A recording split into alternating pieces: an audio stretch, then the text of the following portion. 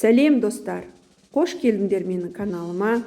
Мен бүгін сіздерге өзімнің балық қуыру тәсіліммен таныстырмақшымын. Балықты дүкенде сатып алып, сол жерде тазалатып, және керекті пішіндерге бөлдіртіп аламын. Үйге әкеліп, балықты бірнеше мәрте тұзды сумен, ас содасы салынған сумен жақсылап жуамын. Жуылған балықты шұңғыл ыдысқа салып, үстінен балық бататындай қылып су құямын.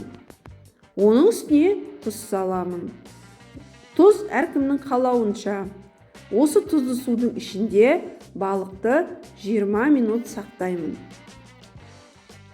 Балық демекші, сізге балық туралы бір әңгіме айтып берейін. Ертеде бір жолаушы жол жүріп келе жатып, қарны ашып, түстенгісі келіп, алдынан шыққан бір үйдің есігін қағады. Құдайы қонақ екенін айтып, үйге кіреді. Үй иесі қонақты төрге шығарып, барлығы сол жерде түскі ас жейді. Түскі асқа үй иесі балық қуырған екен. Бірақ балық аз болып, тоймай қалады. Оны үйдің иесі сезіп отырады. Тамақты жеп болғаннан кейін асын қайырып, жолаушы жолын жалғастыруға жолға шығады. Шығып бара жатқанда үй иесі шығарып салып тұрып, қонағым жүре тоярсың дейді. Бұл сөздің мағынасына жолаушы түсінбейді. Қоштасып жолға шығып кете береді. Жолда келе жатып, бірнеше шақырым жүргеннен кейін шөлдейді. Шөлдеп су ішеді. Кішкене жүргеннен кейін тағы шөлдейді. Міне сөйтіп бірнеше мәрте су ішіп, бұл кісі суға тояды. Сонда барып, манағы үй иесінің қонағым жүре тоярсың деген сөзінің мағынасына түсініп қалады. Балық өзі бататындай су ішкізеді деген осы екен міне. Қуыратын балығыма келейін. Балық тұзды суда тұр. Енді соусын дайындап бастаймын. Соусқа маған 2 жұмыртқа керек, 50 грамм су, жарты шай қасық тұз керек, және 5 ас қасық ұн керек. Міне осының барлығын жақсылап араластырамын. Қаймақ сияқты масса шығу керек. Осы массаға суда тұрған балықтың суын төгіп, балықты бір-бірден осындай қылып аунатып аламын. Міне барлығын осылай қылып аунатып, тарелкаға салып дайындап қоямын. Немесе соустан шығарып, бірден қуыра берсеңіз де болады.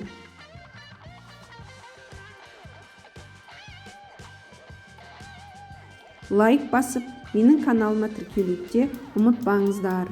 Достарыңызбен де бөлісіп қойыңыздар. Енді міне газды жағып, қазанды қоямын. Ішіне майын құйып, майды қыздыра бастаймын.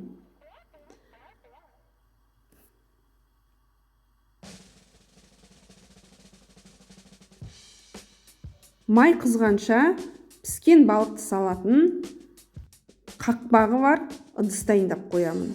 Және жұқалап, дөңгелектеп, жуа турап қоямын. Баста майды жақсы қатты қыздырамын. Сол қызып тұрған майға балықты салып қуыра бастаймын. Балықты салғаннан кейін отты бәсеңдетемін. Балықты салып, екі жағынан да қызарғанша жақсылап қуырамын. Осы рецептпен қонақтың дастарханына да балықты қуыруға болады.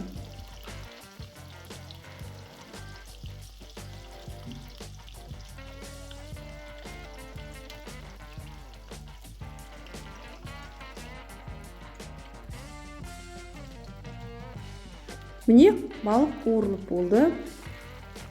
Кастрюльдің ішіне 2 қабаттап салфетканы төсейміз, және балықтарды сол салфетканың үстіне қойып бастаймын.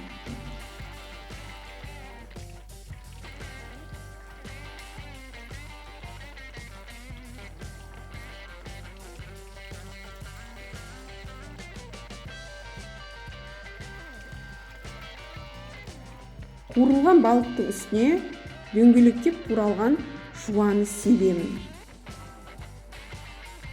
Сосын кастрюльдің қақпағын жауып қоямын. Балық пен жуа буланып, әрі ыстық күйінде сақталады. Енді қалғанын қуыра беремін. Қуырылып болған балықты да тағы да осы кастрюльге саламын. Оның үстінен тағы да жуаны себемін. Сөйтіп барлығын қуырып аламын.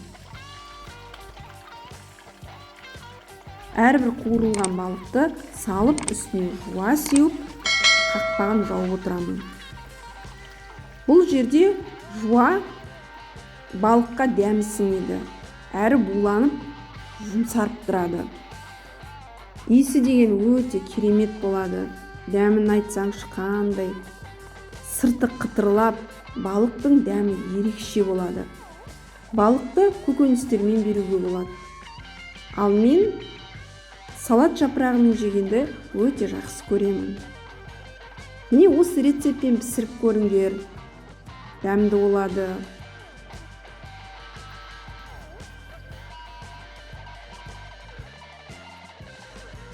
Қазақша контентті қолдап, лайк басып, каналға тіркеліп, қоңыраушаны басып қойыңдар.